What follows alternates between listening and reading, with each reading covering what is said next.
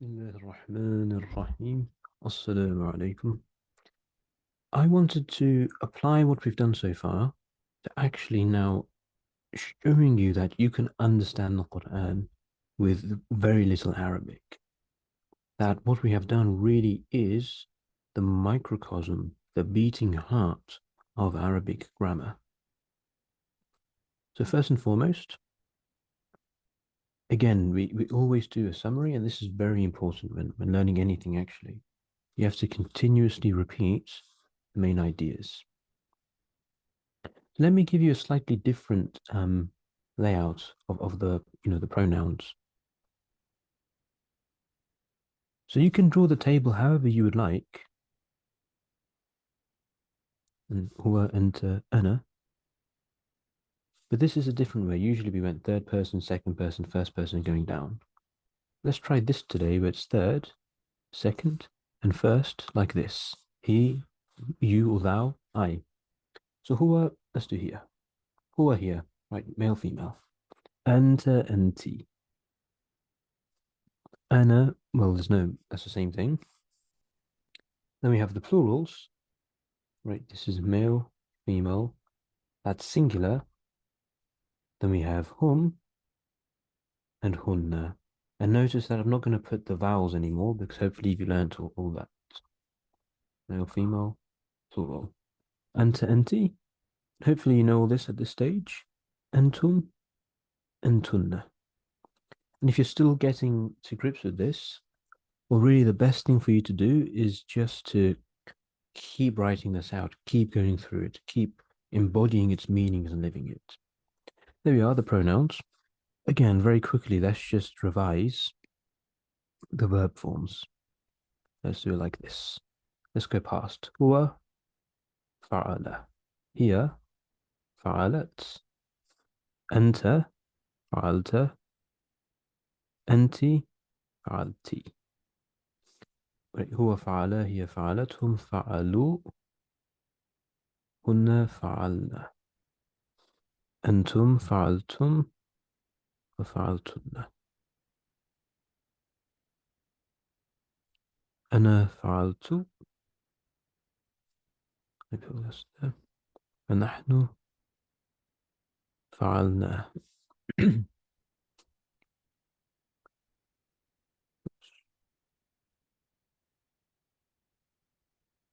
Let's also put in our, what shall I use? We'll go with the green. Let's put the present tense here as well. هو فعل وهو يفعل, past, present. So this notation can be nice because immediately you can see that it's هو يفعل, أنت تفعل, أنا أفعل, يفعل تفعل أفعل, and نفعل. So there's advantages to each layout, and it's really good if you you can go down, you can go across, and you can just do everything because ultimately you shouldn't at some stage, not now, but at some stage you want to move beyond thinking in tables. You want to just know each pronoun intuitively. And يفعلوا, يفعلون, يفعلن. I'll put there. فعلتم, then تفعلون, and تفعلن. So one of my students actually came up with this going across method of the tables, which I actually really like because it brings out some connections now. Like you see, يفعل تفعل أفعل, يفعلون تفعلون, يفعلن تفعلن. Well, the فعل is, فعل فعلت, فعلوا فعلنا, فعلت فعلتي, فعلتم فعلتن, فعلت فعلنا.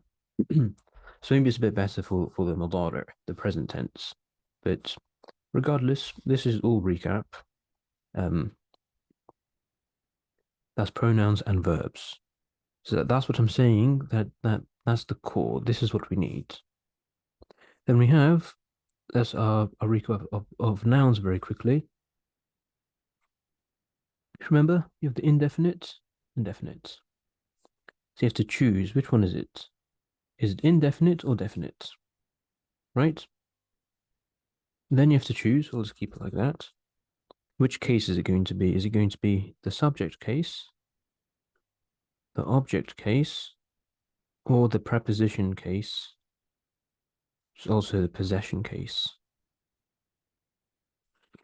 Let's, as an example, go with man, rajul. So it's going to be rajul if it's indefinite, and ar-rajul if it's definite. Then it's going to be rajulun. Let's do this actually. Rajulan, rajulin. Right, when you have the fatha with the tanween, you put an alif afterwards. Rajulun, rajulan, rajulin. Ar-rajulu, ar-rajula, ar-rajuli. Let's do that so you know it's a fatha and a kasra. That's all for nouns. And then remember, we did how does possession work? Want to say the book. If you want to say of God, want to say the book of God. Of God is Allah. To say of something, you always just use the possession case. You just go Allahi. Book is kitab. And if you remember, to join these two things together, we take off the alif lam. Even though we're saying the book of God, we don't have alif lam because like the word God is already definite. You don't need another definite here. It's like the alif lam over here works for the whole thing. And I don't want to have a tanween because we're joining it together. Kitabu Allahi. And that's all. Verbs, nouns. And then I explained, how to learn the main words of the Arabic language as well. What I want to do now is let's put this into action, at least to show you that this really does work. And if you do this and nothing else, you can actually begin to understand Arabic almost immediately. So actually, just before that, I want to add one more thing, which I believe we've done before, and I'm sure we have, which is the object pronouns, right? Like this is he, they have him. If it's the subject, is huwa. If it's the object, we don't say huwa, like I gave it to he, I gave it to him. The object is pronoun is going to be added on to the end of the verb or the word, as we said, as hu. Right, we're joining it at the end. Hu, you have her. Here I should have sorry, this is a bit messy here. Hum and hunna. Antum, or with the second person, it's just a kaf. You add on a kaf. It's anta, so ka, ti, ki, antum, kum, antunna, kunna, and for ana it's going to be ni. Ni, for nahnu it's na. So this might look slightly complicated or slightly messy, but remember that this is the core, the absolute center and core and pivot point of the entire language. So if you learn this, the entire language is open for you. And you will learn this just by repetition and exposure. So that's our pronouns and our verbs. These are our nouns. Let's actually put this into practice now. And what I want to do is, so in fact, I myself tend to, I say random, but God ordained page of the Qur'an. I just opened the Mus'haf and I came to these beautiful verses of Surah Al-A'raf, the verses which pertain to the creation of man. So we always begin with Ba'da Bismillah ar-Rahman ar-Rahim. Bismi Allahi ar-Rahman ar-Rahim. So I think we did we understood this before, but let's do it again. So Bismi, this is actually a combination of, let's see, can I use some colors here? You have B. This is a preposition. B means with. B. This over here is That's actually the word ism. It's being contracted. Bi ismi is becoming bismi. Ism means name. Now, how do we say with the name? With the name. How am I going to say this? So it's going to be the B, and then it's the name.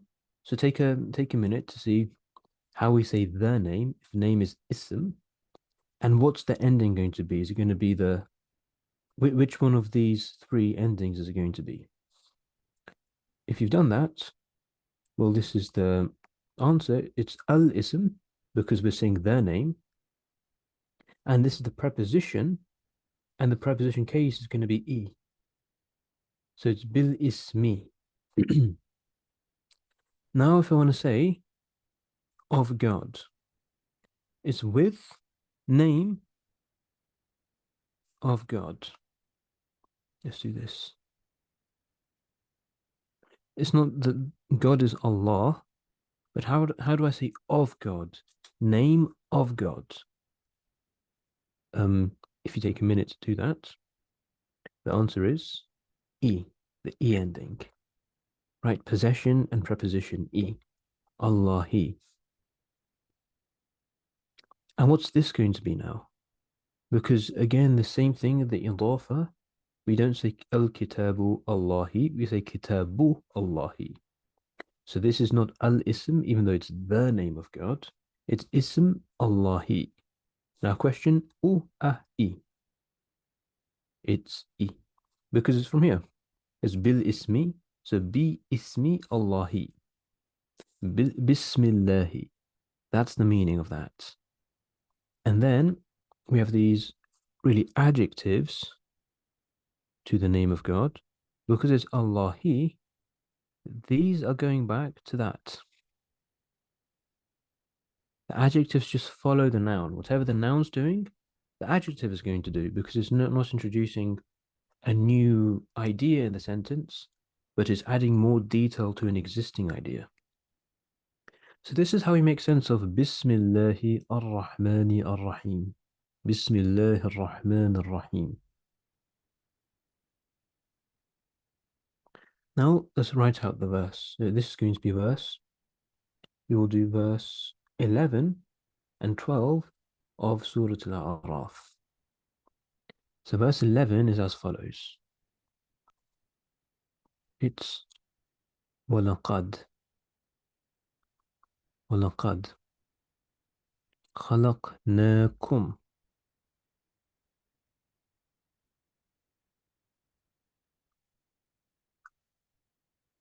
ثم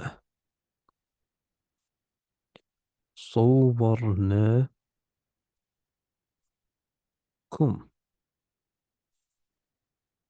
ثم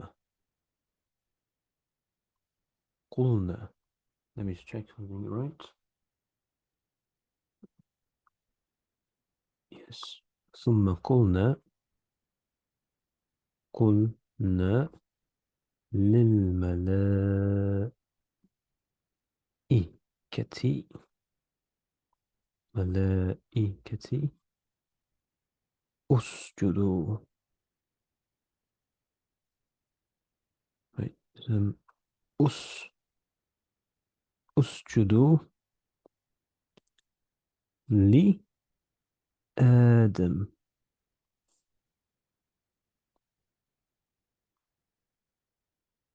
فسجدوا إلا إبليس. فسجدوا إلا إبليس. إبليس.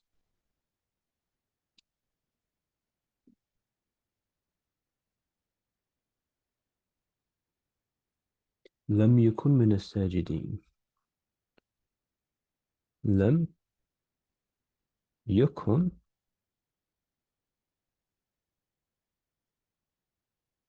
من الساجدين.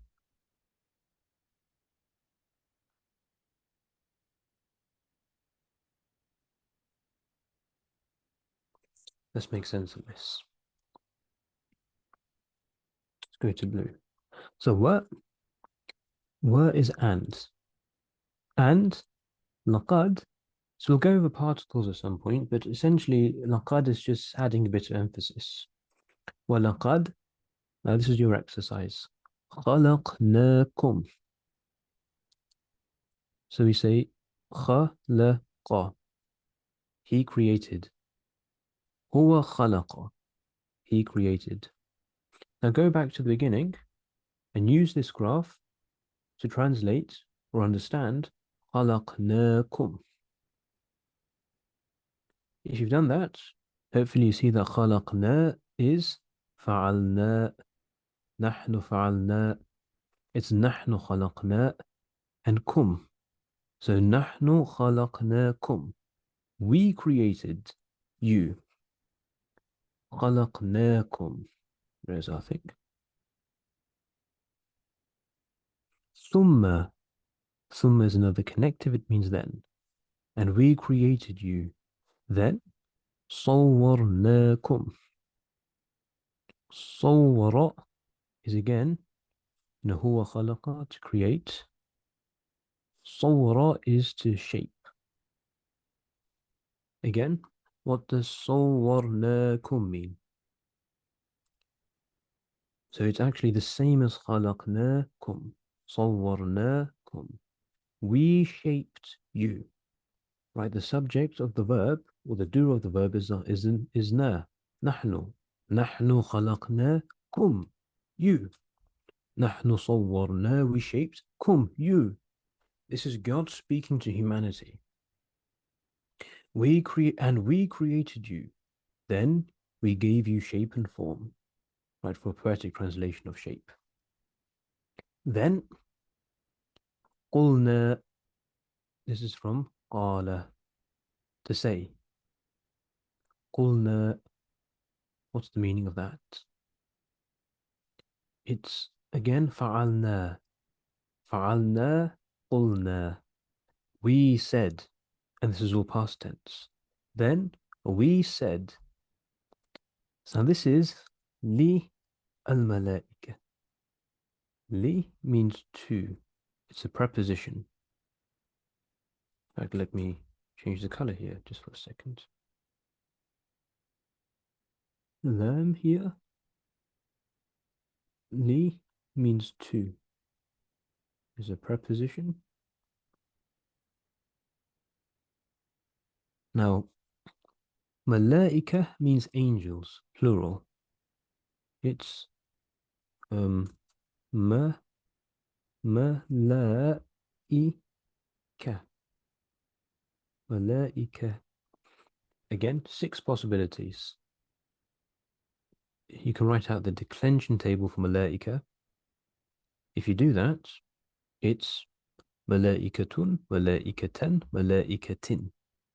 Or al-malaikatu, al-malaikatah, al-malaikati. So how do I say to the angels? It's going to be li al-malaikati. So that's why it's lil malaikati. Really, actually, I don't think we have the hamza, the alif there. Whoops. We'll leave it for now. That's fine. Then it's usjudu. Okay, question for you. What's the root of this? Remember, we did root words. What's the root of usjudu? It's sajada. Everything else is being added to the root to create this form. Remember, ma'ana and mabna. The meaning is sajada. The form is if'alu or uf'ulu. Maybe you can answer this. What's this doing at the end? Sajada means to bow. To bow. Do you notice the u ending?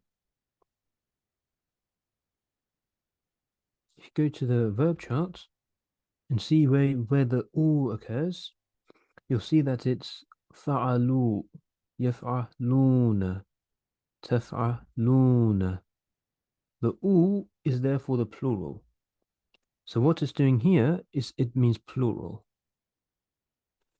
So this form, you haven't seen it yet, and I'm not going to belabor the point, but this is how you have commands in Arabic, the imperative.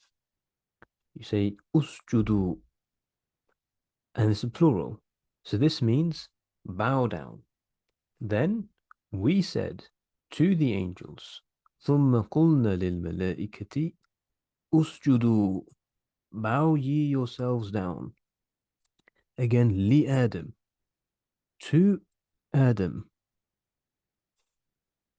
But the fa means, again, fa means so. But is being added as a prefix to the verb. Fa sajadu. What does sajadu mean? Again, go to your charts. Hopefully, you see that sajadu is fa'alu. They, hum sajadu. Fahum sajadu. So they, the angels, bowed themselves down. Now, illa. This is illa. Now, exercise again. Do you remember a statement in Arabic which has illa inside of it? The most famous one is La ilaha illa Allah, or La ilaha illallah. La, no, La ilaha, no divinity, illa, except Allah, God Himself. So, ثم قلنا للملائكة اسجدوا لآدم فسجدوا إلا إبليس. And so the angels bowed down except Iblis. لم يكن من الساجدين. This is a particle. Lam basically means la. Yakun comes from yakunu. Right, yakunu. Another exercise. Oops, that's yakunu. Yakunu. What form is that? Yakunu. It is yaf'alu. And sometimes it knows, the more verbs you know, the easier this becomes. I'm not sure if you did this, but you have قال يقول. هو قال هو يقول. It's كان يكون. And that means is. So لا يكون, not is. He is not. لم يكن, لا يكون. Again, you might ask, why is it lam? And why is it yakun and not yakunu? As I said, all in due time, inshallah. We're just focusing on the very essence that you need to understand this. And hopefully, even if you saw lam yakun, you can kind of guess that the meaning is something like la yakunu. So it's saying la yakunu. Question, who is the huwa? Right, huwa yakunu. He is not. Who is not? The answer is Iblis, Satan. Satan lam yakun, la yakunu min. It's another preposition, means from. He is not min as-sajideen. He is not from as-sajideen. Remember the last video we explained how to derive words from the root. The root here is, keep it in red, sajada. Sujood means to bow. Now, if you remember, or this might be an exercise for you, what is a sajideen? Let me help you out here. The root of this is sajidun. Sajidun. Oops, sajidun. So first and foremost, what's the form of this? Right, meaning, structure. The meaning is coming from sajada. What's the structure of a sajidun? So you place the sin, jim, and dal with fa, ain, lam. That's going to be al-fa'ilun.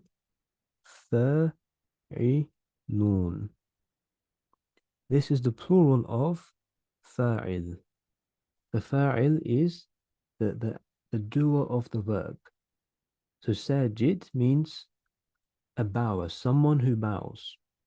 Sajidun, the plural, people who bow. So it's saying لا يكون من الساجدين. He is not from those who bow. In total, وَلَقَدْ خَلَقْنَاكُمْ ثُمَّ صَوَّرْنَاكُمْ ثُمَّ قُلْنَا لِلْمَلَائِكَةِ اسْجُدُوا لِآدَمَ فسجدوا إلا إبليس لم يكن من الساجدين. How much of that did you understand?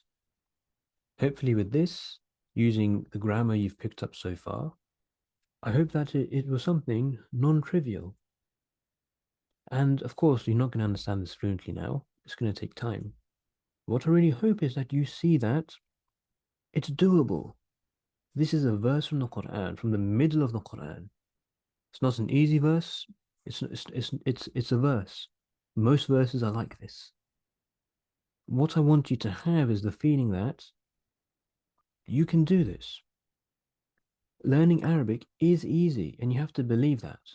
Arabic is a mathematical, perfectly logical, beautiful, mellifluous language. One thing you'll find, which will actually help learning so much, is the fact that things have patterns so they rhyme.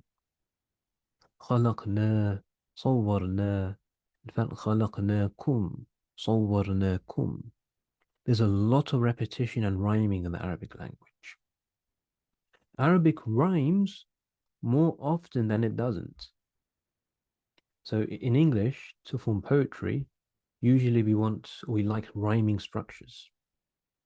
In most poems, the poetic meter is given by the rhyme scheme.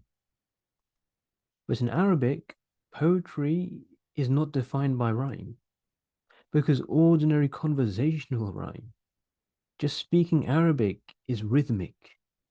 The language itself has a musicality inside of it. So the more and the quicker you can grasp onto this innate musicality and poetry and symphony and beauty of the Arabic language, and the more you fall in love with it and immerse yourself inside of it, the quicker and more profoundly you will become this language, inshallah. So this was our first real verse in the Quran that we've hopefully understood just by using the basic tables, this and this. So if anything, hopefully this gives you the motivation to actually master just these two slides. Nothing else. Master these two, then learn some words, and you can begin understanding the Quran right away. You can do this. God is my witness. You can do this in 1 week.